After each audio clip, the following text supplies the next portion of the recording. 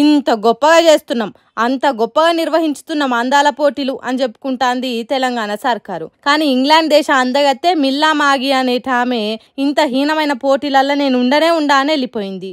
ఇంత ఘోరంగా నా పోటీలుంటే అని సర్కారును షీగొట్టినంత పనిచేసింది. ఇంతకు తను ఎందుకు వెళ్ళిపోయిందంటే తనని అందాల పోటీల నిర్వాహకులు వేషం చూసినట్టు చూస్తున్నారట.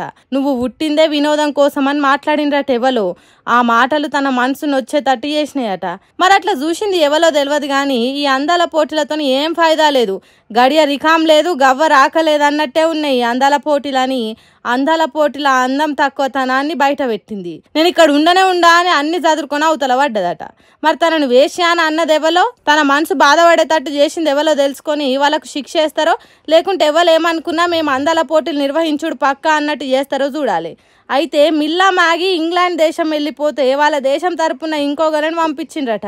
ఏదేమైనా మిల్లా మాగి చెప్పినట్టు అందాల పోటీలతోని మంచి చేయడం, మార్పును ప్రోత్సహించడం, మార్పు తీసుకురావడం ముఖ్య ఉద్దేశం అనేది ఉత్తముచ్చట్ని అని అంటున్నారట తెలంగాణ జనాలు ఇది తెలిసినాక.